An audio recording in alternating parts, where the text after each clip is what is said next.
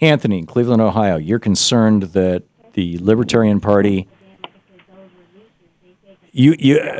when Charles Koch ran for president on the Libertarian ticket, you don't have any recollection of that.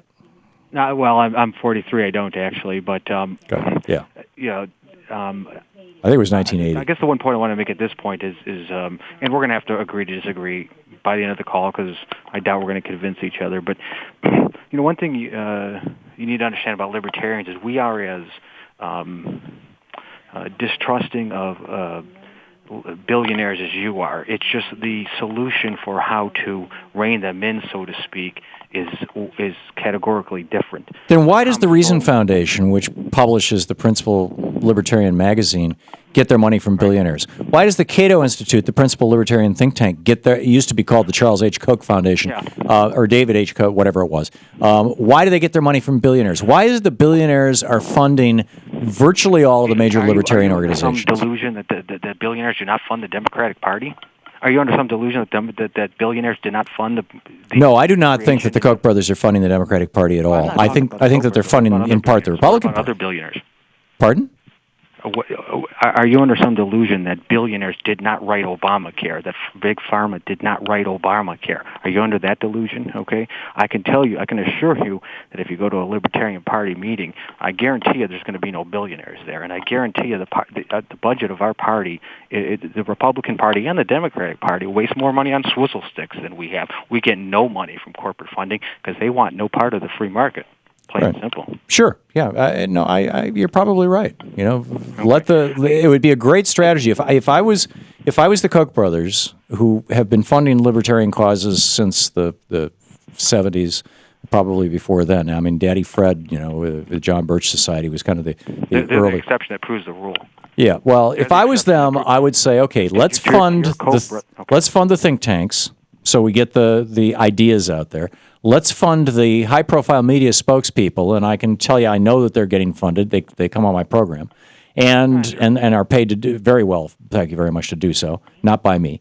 And let's fund the publications, and then let the organizations kind of fund themselves and have bake sales and think that they're independent.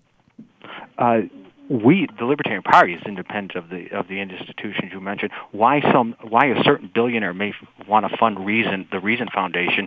It's not per se bad. Because libertarianism makes more money for billionaires. That's why they don't fund the Democratic Party. Actually, incorrect. That would be incorrect. Libertarian philosophy makes less money for billionaires. Actually, the last thing they want.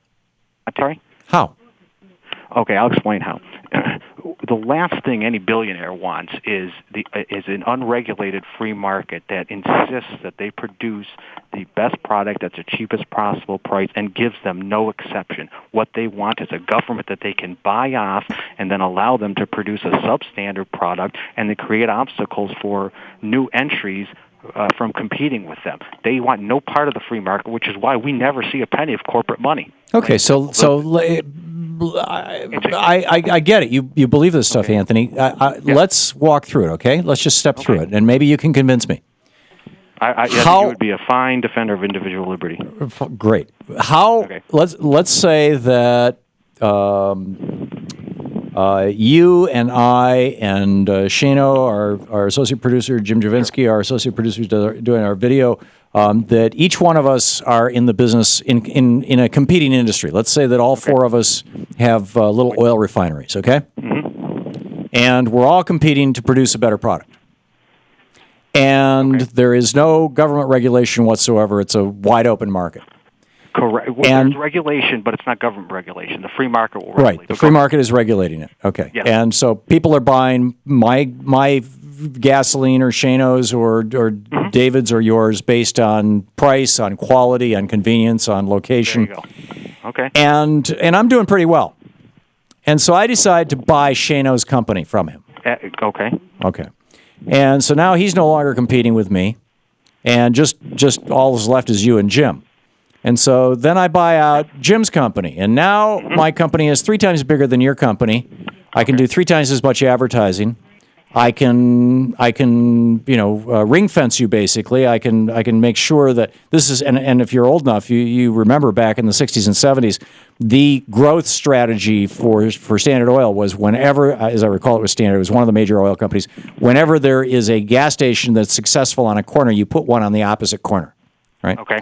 And that's why there used to be corners where there were 4 gas stations on the corners for throughout most of the 60s. So this was their growth strategy, and it was really a monopoly strategy. It was put the competitors out of business until you own the market, and eventually I squeeze you out of business too. Okay. And I'm left the only one in the marketplace.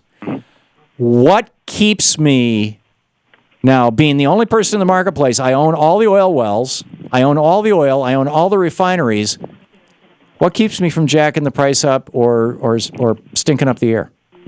Okay, well, this is my response. In reality, what you're talking about was attempted. Standard Oil did attempt to do that back in the earlier part of and government stopped the 20th century. No. Government helped them insinuate their monopoly. What prevents you from going along with your example? What would prevent you from doing that is the free market. As long as the ease of entry back into the market is cheap, the competitors will always be there. What Standard Oil found out is when they were doing this process of buying out all these competing companies, the price of the oil kept dropping, and they could not keep out the competitors until they went to the government and said, "Help us keep out the competitors." But Anthony, you respectfully, I read several histories of the Standard Oil Company when I was writing my book on equal protection. I've got a chapter on them. They built up their monopoly. The price of the oil kept dropping, and that's the important item. The price, John Rockefeller was dropping the price of oil in order to drive his competitors out of business in Ohio, West Virginia, and Pennsylvania, and then he was colluding with the railroads to refuse to carry their oil, and when they went bankrupt, he was buying them up. And the state of Ohio was so horrified by this that they began to prosecute him. And when Ohio said this is a trust that he's created by buying all these companies, he's basically creating a monopoly. They called them trusts back then. Rockefeller said, and this was in the late 1780s, early 1790s, what's referred to as the charter mongering era. Look it up. He said, what state will change their laws to allow me to do what I'm doing, to have monopolies? Right. In other words, yes. And New Jersey said, we'll do that, and he moved to New Jersey. So exactly correct. What did he do? He looked to the government. Exactly. To allow him to monopolize markets. It was because it was the government that was trying to say, no, you can't have a monopoly. There has to be competition. The Sherman antitrust law is a pro-competition law. Without the government, you're not going to have competition in a marketplace. You're going to have monopoly.